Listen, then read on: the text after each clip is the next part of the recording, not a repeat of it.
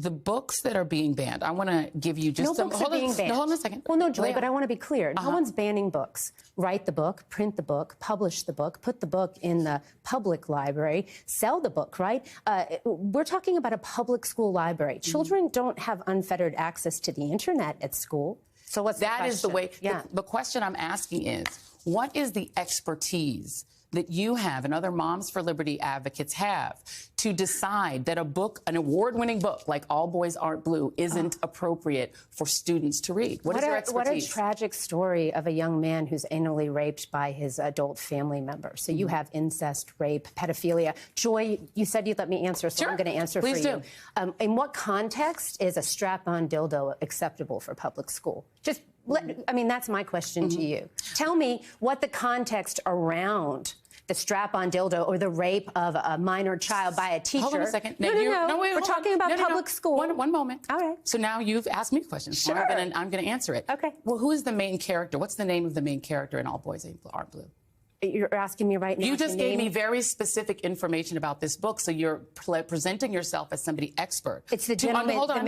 Who's the main character in the book? The main character is the author. What's his name? George, I believe, is his first name. Because you're giving me very specific information that is presenting You're asking me to remember the name of an author. You the just name remembered of the author very specific doesn't names. Joy. Here's my question. We're talking about Here's my question. You didn't answer my question. No. I'm going to answer your question. Great. I would love to hear that. Absolutely. Well, I'm interviewing you and you're not interviewing me. So let's just make sure it's a conversation, okay? Okay, great. So what I'm saying to you is that as you are not an expert, in this book... I don't have to be an expert to know that dildos aren't appropriate for public school. I mean, come on, let's get real. This book is a full context story, as you said, of the author's experience. Why is it your right, or a Moms for Liberty activist's right, to say that a parent who wants their child to have access to this book, which gives a personal experience of this author, why doesn't a liberal parent, for instance, or a parent of an LGBTQ kid, why don't they have a right for their child to just have access to this book? Why is it your right to say they can't? So, again, we're talking about incest, rape, and pedophilia. And each parent...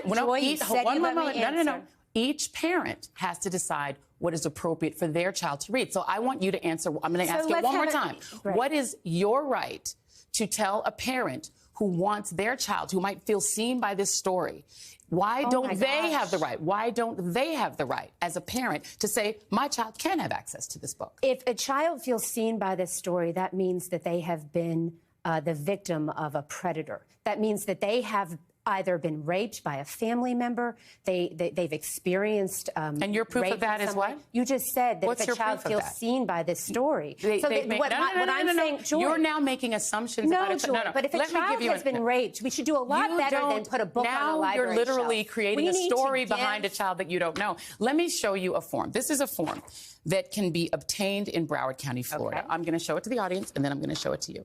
Okay. This is called the opt. Yeah, please. I'm going to hand it to you. Thank you so much. It's called the opt-out form. Okay. An opt-out form would allow any parent, because you said you are in favor of parental rights. I am. It would allow any parent to opt out of their child being able to take books out of the library without their parents' permission.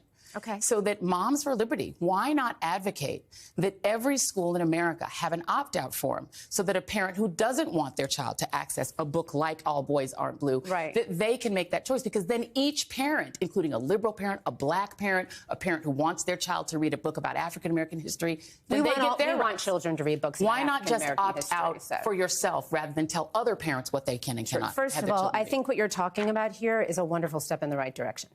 We should be having conversations about this. This is about local control. A lot of these decisions are made at the local school board level, and that's where these decisions should be made. And there should be vibrant conversations about what's happening in our public schools and what kids have access to. Joy, however, maybe we could just put all the books with all the graphic sexual content, the dildos, the rape, the incest. I'm sorry. I'm so sorry. Let's do a back room. Let's put a curtain up in the library like they used to do. One moment. In the video stores. Remember when we were little and you would go to the video store? The books that Moms for Liberty. The books that Moms for Liberty. With pornography. I know that I've seen. We could just do that in the public library. I have seen tapes of what Moms for Liberty does, and you all go into school board meetings and you read graphic stuff. Disingenuous conversation. No, it's not. America used to understand that there's something called age-appropriate content. Right, and here's my question again. Ratings on movies. Again.